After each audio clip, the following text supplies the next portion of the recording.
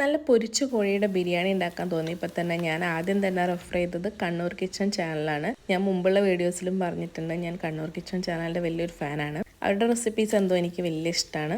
പിന്നെ ഉണ്ടാക്കി കഴിഞ്ഞാൽ ഒരിക്കലും ഫെയിലിയർ ആയിട്ട് ഇതുവരെ വന്നിട്ടില്ല. അങ്ങനെ ഞാൻ ഈ ഒരു പൊരിച്ച കോഴിയുടെ ബിരിയാണിയും കൂടി ട്രൈ ചെയ്ത് നോക്കി. ഇത്തവണയും നല്ല സൂപ്പറായിട്ടാണ് വന്നത്.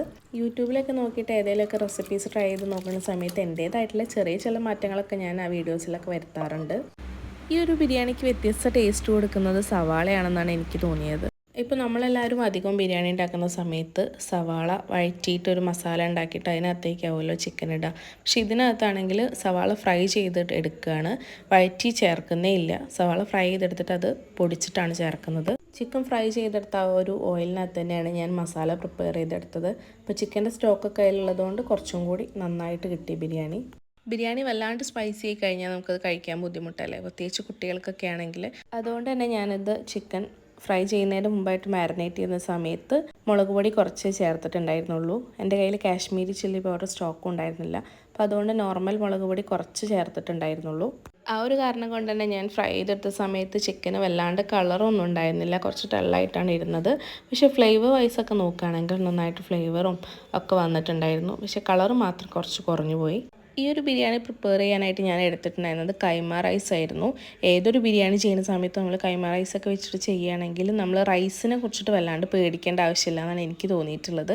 മറ്റുള്ള റൈസൊക്കെ ആയിട്ട് കമ്പയർ ചെയ്യുന്ന സമയത്ത് കുറച്ചധികം റേറ്റ് കൂടുതലാണ് ഈ ഒരു റൈസിന്. പക്ഷെ അതിനനുസരിച്ചിട്ടുള്ള ഒരു ക്വാളിറ്റിയും കൂടി നമുക്ക് കിട്ടും. ചിക്കൻ നമ്മൾ മസാലയ്ക്ക് അകത്ത് ഇട്ടിട്ടല്ലല്ലോ കുക്ക് ചെയ്തെടുക്കുന്നത്, അതുകൊണ്ട് തന്നെ മസാലയ്ക്ക് ഫ്ലേവർ കുറവാകും.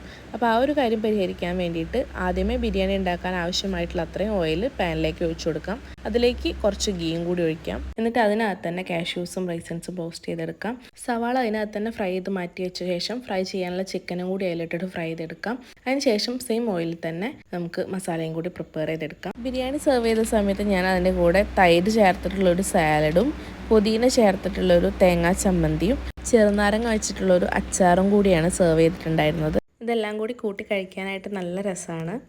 ബിരിയാണി കഴിച്ച് കുറച്ച് നേരം ഇരുന്ന് കഴിഞ്ഞപ്പോൾ ശ്രീക്ക് ഒരു മിൽക്ക് ടീ വേണമെന്ന് പറഞ്ഞു. അപ്പോൾ ഞാനും ആ സമയത്ത് എനിക്കും അമ്മയ്ക്കും ഒക്കെ ടീ ഇട്ടു. അതിനകത്ത് എൻ്റെ ടീക്കകത്ത് കുറച്ച് ലെമൺ ജ്യൂസും കൂടി ഒഴിച്ചു. അമ്മയ്ക്കും ശ്രീക്കും മിൻറ്റ് മാത്രം ഇട്ട ടീയാണ് ഇഷ്ടമായത്. അപ്പോൾ അതും കൂടി കുടിച്ച് കഴിഞ്ഞപ്പോഴത്തേനും ഞങ്ങൾ ലഞ്ചൊക്കെ നല്ല സെറ്റായി. ബിരിയാണി കഴിച്ച ശേഷം സുലൈമാനി കഴിക്കാൻ ഇഷ്ടമുള്ള ആരെങ്കിലും ഉണ്ടെങ്കിൽ ഒന്ന് കമൻ്റ് ഇടാൻ മറക്കല്ലേ.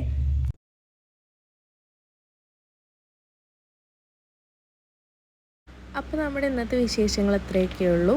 നിങ്ങൾ ആദ്യമായിട്ടാണ് ഞങ്ങളുടെ ചാനൽ കാണുന്നതെന്നുണ്ടെങ്കിൽ വീഡിയോ ഇഷ്ടമായാൽ സബ്സ്ക്രൈബ് ചെയ്യാനും സപ്പോർട്ട് ചെയ്യാനൊന്നും മറന്നേക്കല്ലേ. നമുക്ക് പുതിയ വീഡിയോ ആയിട്ട് വീണ്ടും കാണാം. Thank you for watching.